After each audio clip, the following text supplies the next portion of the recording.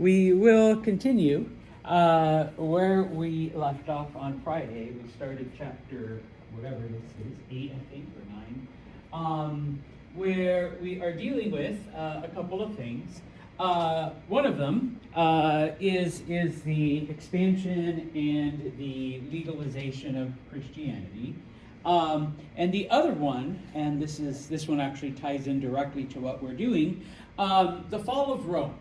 Okay, so just to summarize, the golden age of Rome, Pax Romana, ends around the year 200. I mean, there's no firm date. That's why I wrote 200s.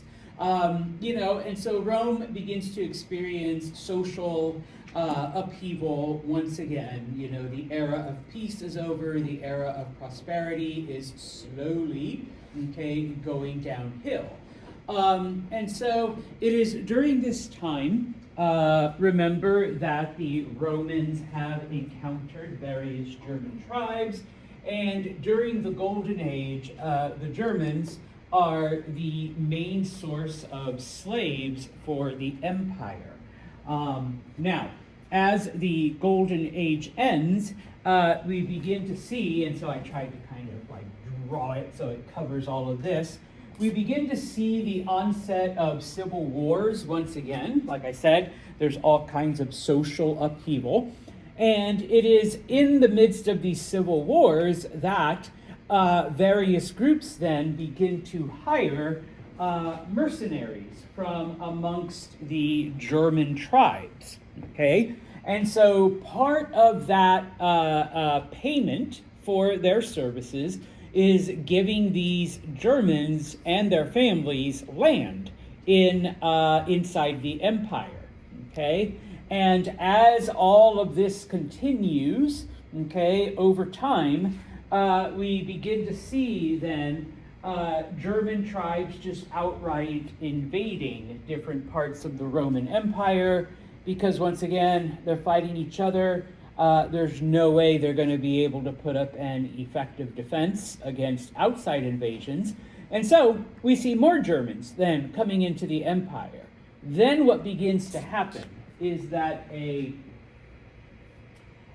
group from Central Asia, known as the Huns, and I meant to show you this map at the end of class before, they come out of Central Asia. And they begin to push against the German tribes that lived in Eastern Europe.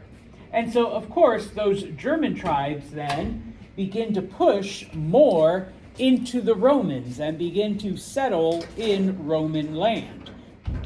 Now, eventually, once the Huns reach the modern-day area of Hungary, hence why it's called that, the Huns settle down. But by now, they have pushed enough of not just the Goths, which was the main German tribe that the Romans were dealing with, but dozens of other German groups, including, this map just shows the Vandals and the Anglo-Saxons, but you did have, the Franks and the Vandals and a bunch of other tribes that get pushed in.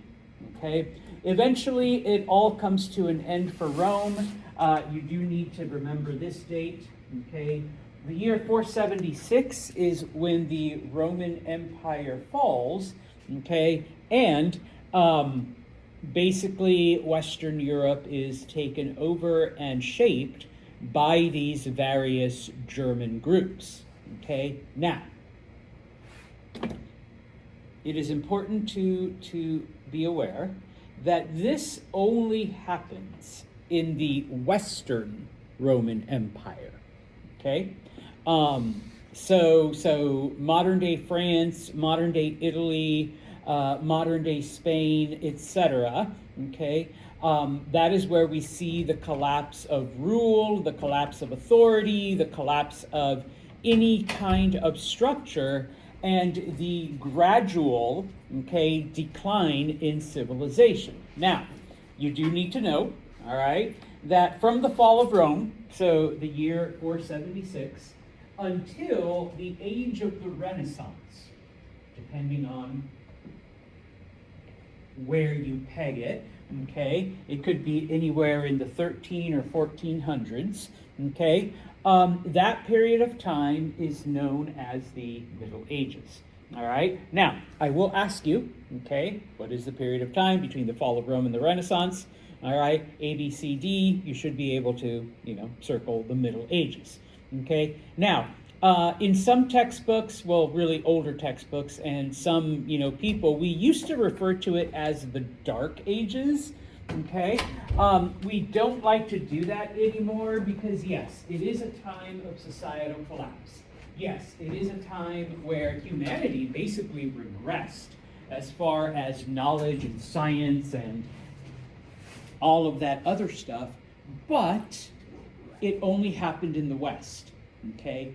The East and other parts of Europe and Asia and whatever, they still had, like aqueducts and running water and scientific knowledge and math and all of that stuff, okay? Paved roads.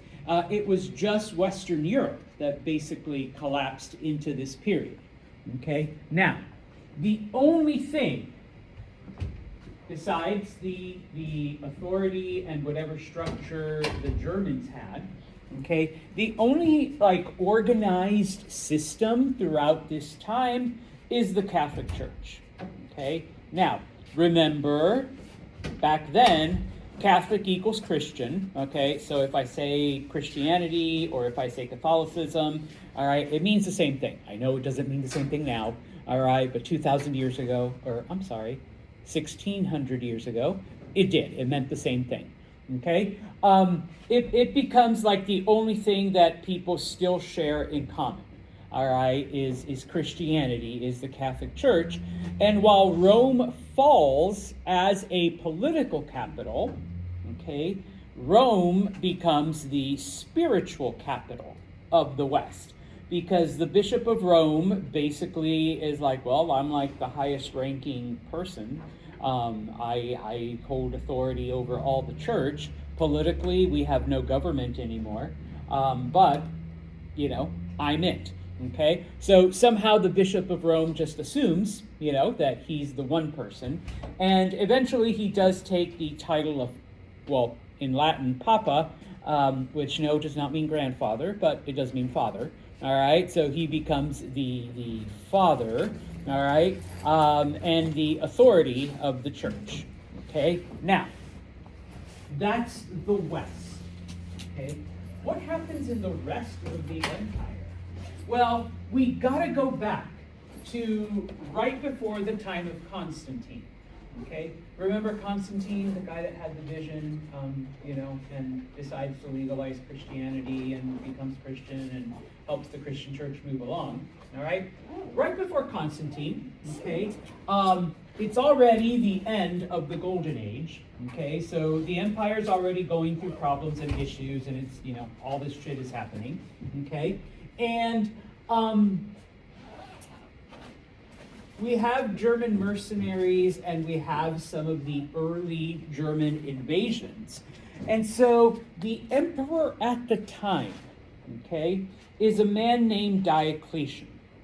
And in order to preserve the empire, he thinks it's easier if it's more than just him running things. Okay, if we split the empire into two, then maybe we'll be able to preserve everything in the long term.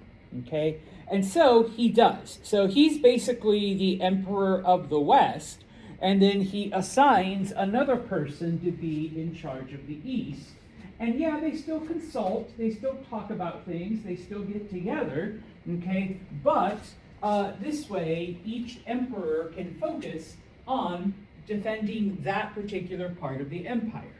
Okay, now, when Constantine becomes emperor, all right, and he's like the big emperor, he's like in charge because he becomes emperor of Rome, he decides he doesn't want to live in Rome because by now, by the 300s, Rome is, dirty and garbagey and trashy and it's just disgusting. And so he wants to move the capital. And so what he does, okay, is he moves it to the eastern half, okay? And so he finds this city in Greece called Byzantium. He rebuilds it, okay, and he names it after himself, okay? And so he moves his capital to Constantinople, okay? And it is from Constantinople that he does all of the church stuff, you know, bringing councils together and giving money so that, you know, everyone, you know, churches are being built and Christianity is spread and all of that good stuff, okay? Now, okay, he is like the big emperor, but we still have, sorry, Ollie, a minor emperor, Emperor number 2, in Rome, okay, handling the West, okay? Now, after 476, okay, after the fall of Rome, the eastern half of the empire, and this is why some people are like, well, the empire doesn't really fall because the eastern half is still around. True. But after the fall of Rome, they no longer call it the Roman Empire. I mean, some people still call it the Eastern Roman Empire, but it becomes known as the Byzantine Empire, okay? After the original name of Constantinople, Byzantium, okay? Now, just a little bit of trivia. Constantinople no longer exists. It got another name change. Anyone know what the city's called today? Istanbul. Okay, so go to a map. All right, Istanbul is Constantinople, which used to be Byzantium. Okay, so yeah. Okay, so a lot of people are like, oh, well, technically the Roman Empire continued. You're right, it technically did until the fall of Constantinople, which was in 1453. So it basically lasts like another 1,000 years. Okay, but for all intents and purposes, you know, and in your textbook and in my slides, we're going to refer to it as the Byzantine Empire. Okay, now, when Diocletian originally split the empire, okay, this is where the split is. So main capital is in Rome, secondary capital is at Constantinople, Byzantium. Okay, when Constantine becomes emperor, he kind of switches things around. Okay, and then of course it's this half, I want to say pink. The pink half is the part that collapses under the German invasions. The orangey half is the one that survives for another 1,000 or so years. Okay, now it doesn't survive intact because by the end it's basically just this little bit right here. Okay, the other thing that Diocletian does, he eliminates the 40 provinces and reduces it to you know, larger areas, and of course he names it after himself. Okay, he calls them dioceses. Okay. After the collapse of Rome, remember that the Romans do begin to, you know, expand Christianity in just about everything, so that, you know, bishops were appointed as judges. Another thing that ends up happening is that the church ends up taking the name of the divisions and using them for its own, like, you know, hierarchical structure type of thing. Because today a diocese is like a section of Catholic organization. Okay, so Byzantium. Okay, let's talk about the Byzantine Empire. Unfortunately, even though it lasts longer than Rome, we don't really get into a lot of its history. Okay, it's basically going to be these next two slides. Just know that it does become more glorious than Rome. Obviously, it's like, you know, almost 2,000 years newer, okay, type of thing. And so it becomes this very, very important city, especially because of where it's located. I promise I'll come back, okay? It's right here, okay, at the very end of the Royal Road, which is a part of the Silk Road that goes all the way to China. Okay, so it is the terminus for like all of this international trade. It's right on the water, so it connects two continents. And so it becomes, like I said, larger and more glorious than Rome ever was. All right, and because of its location at the terminus of the Silk Road, and of course between Asia and Europe, it becomes like the greatest commercial center in during the Middle Ages. Okay, now, like I said, we won't talk about most of its history, but okay, the only emperor you have to remember, okay, is Justinian.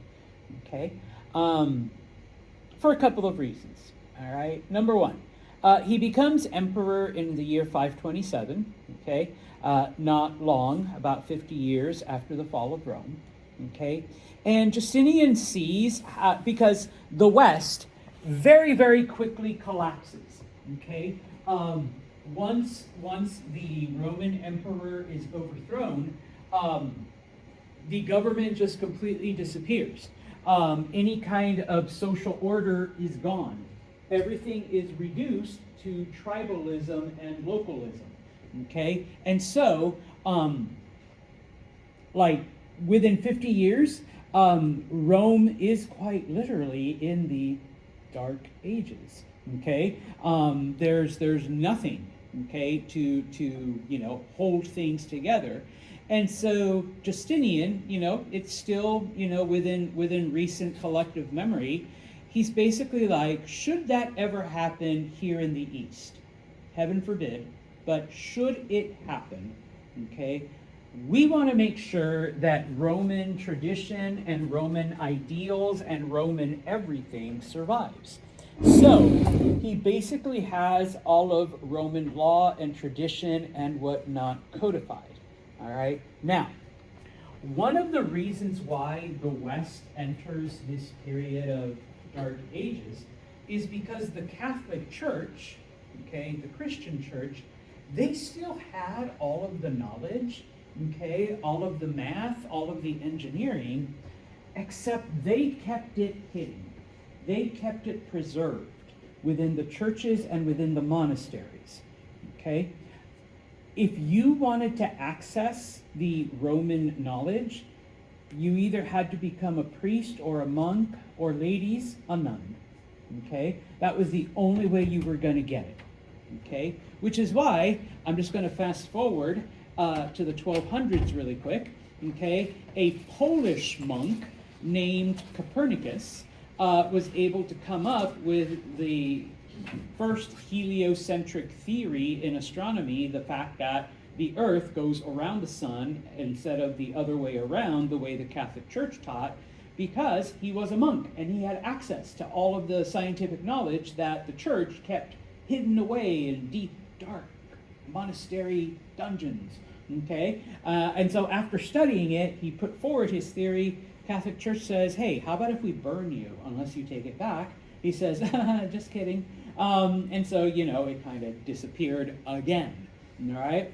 Well, Justinian had a different view. He's like, no, we don't want that shit to disappear. We want society to continue. We want our descendants to remember who we were and what we did. So he has everything codified, number one. All right? Number two, continuing in the tradition of Constantine, okay, he wants to push and expand and help Christianity to grow. Okay? Now, Rome was the spiritual capital, okay, for all intents and purposes. But now that Rome is under the control of different German tribes, and while the Pope does claim that, he's the man, okay, Justinian is like, well, you know what? I mean, look at Rome. Rome's trashy. Constantinople, we're the best. Okay, we're awesome. And so he begins building what eventually becomes called the Hagia Sophia, which is like this grand cathedral to basically be the new center of Christianity. Okay? it takes a long time for it to be completed, but it's like this impressive giant church. Okay, it still exists today. All right, you go to Istanbul, you can take tours, you can go see it. All right, it's still here, 1,500 years later.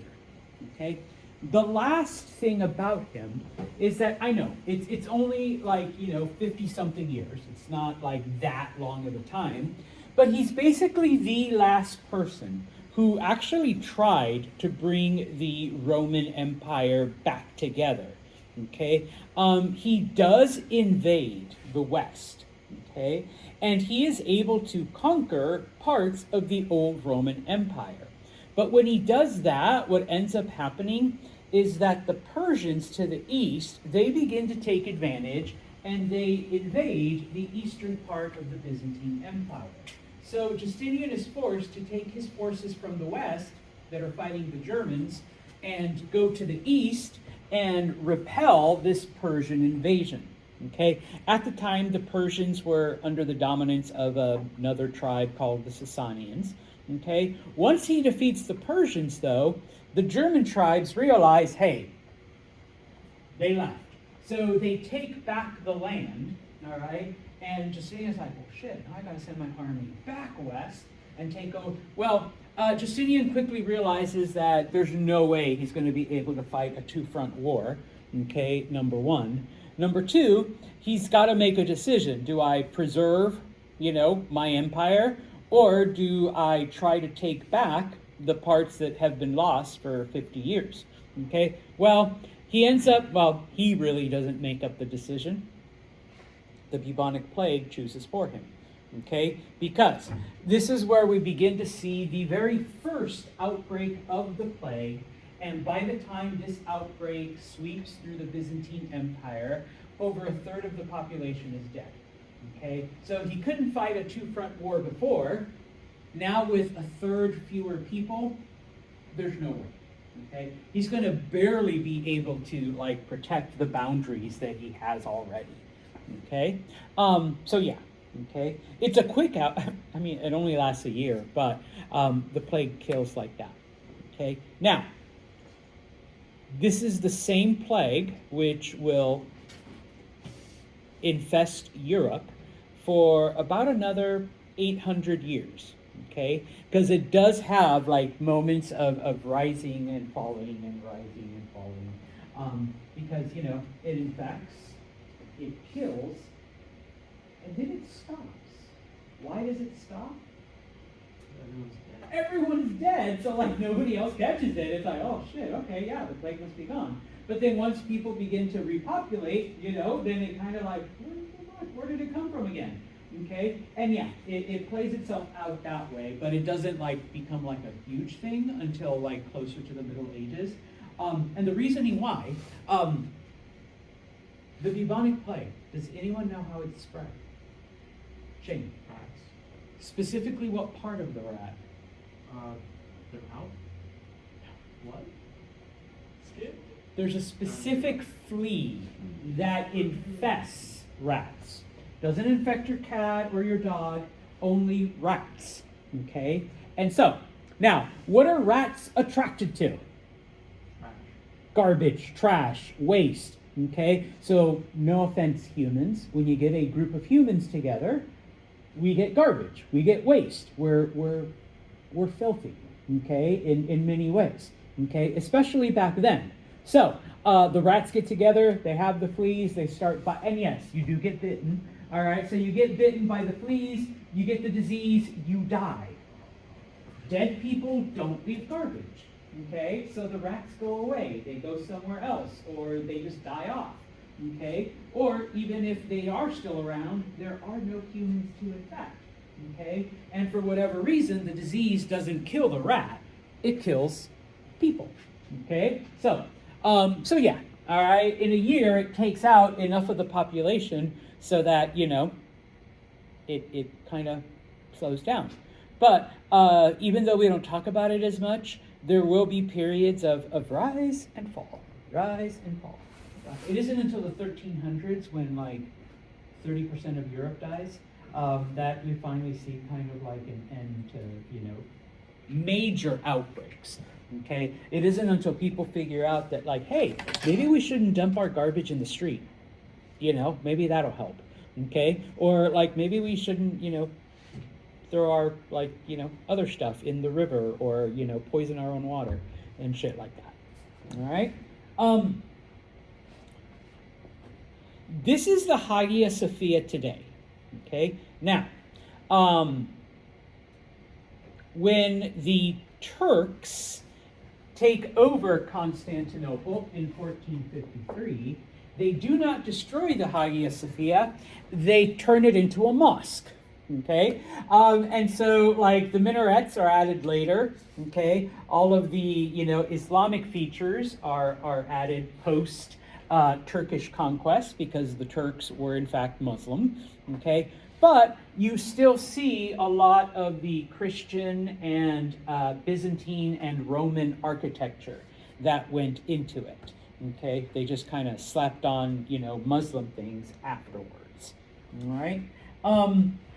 This map just shows the extent of what Justinian was able to conquer. Okay, he did take back Italy, he did take back parts of North Africa, but then the Sasanians were able to take advantage and invade, so he had to abandon all of that to try to fight them off. And then, of course, you do have the period of plague, which basically put an end. And he is like I said, he is the last person who actually tries to rebuild the Roman Empire. Everything that comes after that are just like individual kingdoms. Okay. This map also shows the various Germanic tribes that now live in the areas. Okay. So you do have the Ostrogoths and the Visigoths and the Franks and the Burgundians and et cetera, et cetera. All right. Now, okay. We begin to see then, or we're going to look at now, some of the other states that exist during this same time. We're going to leave the Byzantines alone, at least until 1453. All right. So, looking at the Silk Road, then. Okay. Remember that the Silk Road was that pathway between China, between the east and the west, for the transportation of goods and all kinds of spices and whatnot from China to the west. Now, it's been a couple hundred years now, that things have been being transported back and forth, Around the year 300, we begin to see missionaries, going back and forth, all right? And so they're no longer taking, manufactured goods or silk or spices. They're taking religion. They're taking ideas. They're taking philosophies, all right? From the west to the east and from the east to the west, all right? Now, I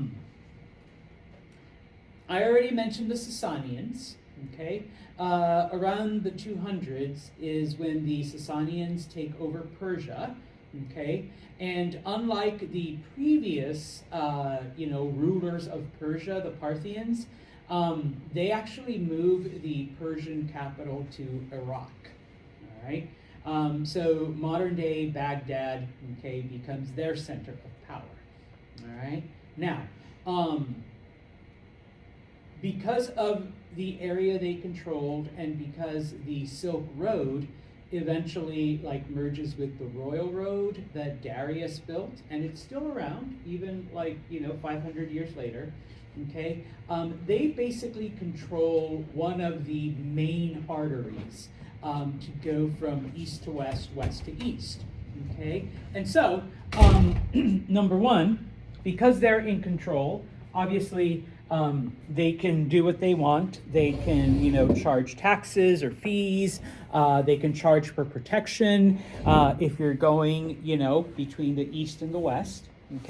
And as I've pointed out already, they were always a threat to the Byzantines whenever, like with Justinian, whenever the Byzantines get distracted with, doing something else, then the Sasanians would try to invade. They would try to take back some of the land that was there. Sometimes they'd be successful, only to have the Byzantines come back like a couple years later and take things back. All right. Sometimes the Byzantines would attack, and then the Sasanians then would have to fight them to take their territory back. Okay. Now, I am going to ask you, okay, some of the innovations that the Sasanians do bring about, and I think I mentioned this before. Number one, they were excellent archers. Okay, and so they are able to mount soldiers on horseback with bows and arrows, and because of this, they become much more dangerous, and they're very, very agile. They're very, very mobile, so that they're able to overcome the strength of, Roman legions. And of course, the Byzantines are still using, just because we gave them a different name, they're still using Roman military, ideas, Roman military strategy, okay? They're quickly able to overwhelm them, number one, okay? Number two, they came up with the idea of sewing pieces of metal onto leather shirts, okay? They called it flexible armor, okay? Later, during the Middle Ages, Europeans refer to it as chainmail, all right? But the Sasanians were the first, okay? Now, obviously, it doesn't provide as much protection as previous armor, but number one, it's more flexible. They're able to move around even better. And of course, they don't need the heavy armor because most of them are on horseback. And so they have mobility to kind of give them an advantage. But should a Roman get lucky with a spear or whatever, okay, they do have some protection that allows them to fight back, number one. Number two, the Sasanians are basically they're not really the inventors of steel. They took the knowledge from India, but they're the ones who weaponize it. They're the ones who put it to use in a military capacity, okay? So we enter the era of steel, which is much stronger than iron alone, okay? The basic formula is iron plus carbon. You mix them together. But depending on the type of steel and depending on the result that you want to get, you can mix you can mix iron with other metals or, in addition to carbon. So for example, if you add chromium to iron and carbon, you end up with what today we call stainless steel. Okay, but in different combinations, you get steel that has different properties, that has that emphasizes different parts of it. Nevertheless, okay, with the knowledge of steel and armed with steel swords, they are able to quickly overwhelm the Byzantines. Okay. Until the Byzantines and basically the rest of the world is able to catch up, is able to figure out the technology, the secret behind making steel swords. Okay. In fact, in the year 540, the Sasanians attacked the city of Antioch, which is the easternmost fort protection city area that the Byzantines have. So, they've already encroached on their space. In the early 600s, the Sasanians conquer both Syria and Egypt. So the empire loses two very valuable places. And in fact, they're able to make it all the way to Constantinople. So the Byzantines almost collapse in the 600s. But, like I said, they finally catch up. They discover the secret of steel. Okay, it takes them a while, but they finally do it. okay? And once they're able to arm themselves with steel swords, okay, then now they are able to, mount an effective defense against the Persians. They don't get Egypt and Syria back right away, but they are able to push the Persians back out of, I guess, Turkey, Anatolia, all right? And so, okay, you have the Persians, okay, you have the Byzantines. There are a couple of other groups then that we're going to look at, okay? But before we do, I thought I was ready. No. Looking at Sasanian Persia, what else makes it special besides their military prowess, besides their invention of what eventually becomes chainmail, besides their development of steel? Okay, once again, they stole it from the Indians, all right? But the Indians didn't weaponize it. It was the Persians that did, okay? Number one, if you recall, Syriac is basically Aramaic, but with Persian alphabet, okay? Kind of a Greek-Persian mix. That becomes the official language of Persia. So the original, quote-unquote, Persian language of 2,000 years ago is slightly different than what we have today, okay? It is during the Sasanian period that Zoroastrianism becomes the official religion of Persia, okay? Up until this time, and I know we've talked about Zoroastrianism, up until this time, Zoroastrianism had existed alongside other Persian beliefs, okay? But it isn't until the Sasanian period that it becomes the official religion. Now, along with the old Israelite religion, what is unique about Zoroastrianism? Yes, but less simpler. Fire. One God. They were, what's that called? Monotheistic. Yeah, they were monotheistic. Now, of course, that gets passed on to the Jewish religion, which also gets passed on to the Christian religion. Okay? And so because of that, okay, both Christianity and Judaism were also accepted within the Sasanian Empire.